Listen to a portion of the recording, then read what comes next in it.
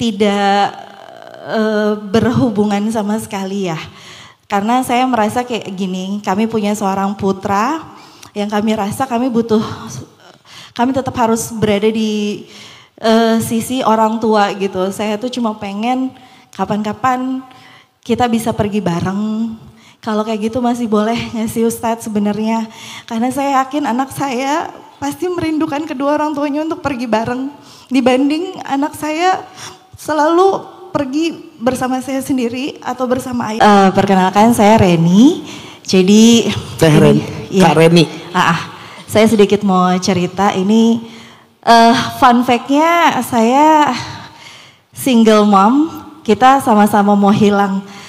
Untuk healing tapi ternyata mantan suami saya juga ada di sini. Wow, reuni. Mana sama-sama pengen hilang, hilangnya di sini. Oh, iya. Iya. Dapat hadiah mana? Cuma saya nggak tahu dia duduknya di mana. Tadi saya lihat Instastory-nya. Ada. Sama-sama mau healing ya. Sama-sama, tapi bagus ya healingnya ke sini. Tapi masih stalking Kak Buni. Oh, masih nggak apa-apa. Nggak apa-apa ya, Nggak apa-apa ya Ustadz ya. Jadi gini. Kok bisa gitu ya? Iya itu dia. Saya mau bercerita sejujurnya kalau ngomongin tentang pernikahan kami. Aduh gak enak ya ada Iya ada orangnya. Gak apa-apa. Enggak, Maksudnya mungkin justru bagian dari proposal. Iya. Oh, iya. Jadi kami menikah 8 tahun. Tapi kami berpisah di September tahun lalu. Mungkin ini atas dasar kesalahan kami berdua yang membuat kami pada akhirnya memutuskan untuk ya udah kita lebih baik sendiri gitu. Walaupun sebenarnya posisi sendirinya kami berdua itu cukup menarik karena kami masih tinggal di satu komplek rumah yang sama. Walaupun kami cuma beda blok doang. Sebegitunya kami masih, orang tua kami pun masih saling mengunjungi rumah kami berdua. Entah ini keegoisan kami berdua atau seperti apa, tapi semoga kita berdua saling mendoakan. Yang saya mau tanyain, sebenarnya emang kalau hilang itu kita harus tidak berhubungan sama sekali ya. Karena saya merasa kayak gini, kami punya seorang putra yang kami rasa kami tetap harus berada di sisi orang tua gitu. Saya tuh cuma pengen kapan-kapan kita bisa pergi bareng. Kalau kayak gitu masih boleh nggak sih Ustadz sebenarnya? Karena saya yakin anak saya pasti merindukan kedua orang tuanya untuk pergi bareng. Dibanding anak saya selalu pergi bersama saya sendiri atau bersama ayahnya sendiri. Semoga Ayah Diza lihat dan dengar bahwasannya saya juga rindu untuk momen-momen di mana kita masih tetap bisa menjalin silaturahmi yang baik. Kurang lebih seperti itu, makasih. Mbak Reni. Oke, Mbak Reni. Silakan Gurunda.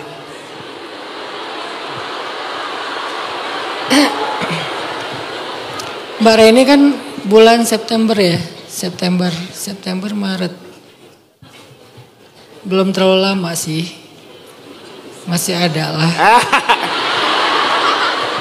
Rasa itu belum hilang lah, jadi ya insya Allah ada pengikatnya juga anak. Tadi kan kasusnya untuk kasus yang memang harus ditinggalkan Mbak Reni. Kalau dengan kasus kayak gini tuh nggak ada, di antara 3 tadi tuh nggak ada. Kayak butuh bikin yang keempat ini. Ya kan nggak harus fix kayak gitu kan, itu hanya ideal lah. Jadi bisa ditambah, bisa dikurangin. Jadi maksudnya Mbak Reni jangan zolimin atau jangan ambil hak anak gara-gara permasalahan orang tua.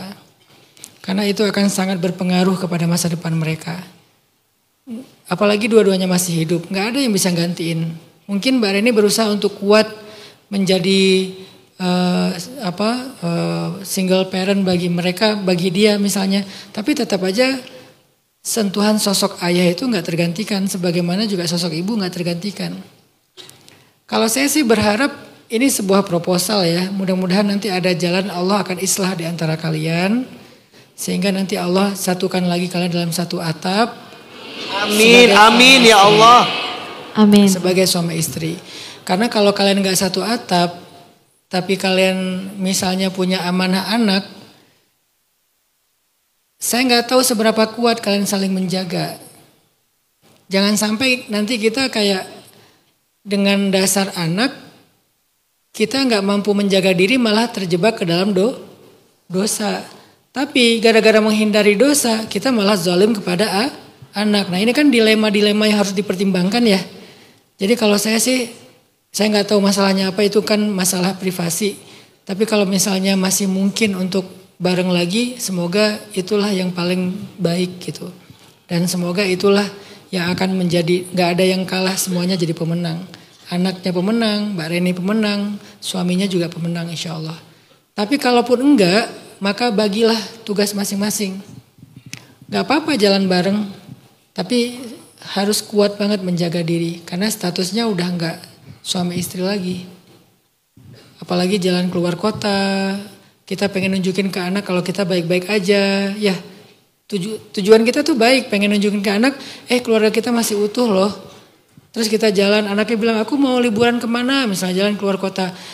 Gimana ya nge-nyetingnya gitu, nge-arrange-nya, agak repot sih. Jadi tapi ya setiap orang kan punya tantangannya masing-masing ya.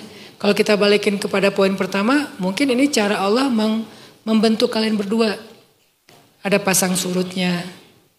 Dengan kondisi yang kayak gini mungkin Allah lagi nyiapin suaminya untuk menjadi ayah yang lebih baik, menjadikan Mbak Reni menjadi ibu yang lebih baik, atau sekaligus menjadi ayah dan suami yang lebih baik, ibu dan istri yang lebih baik.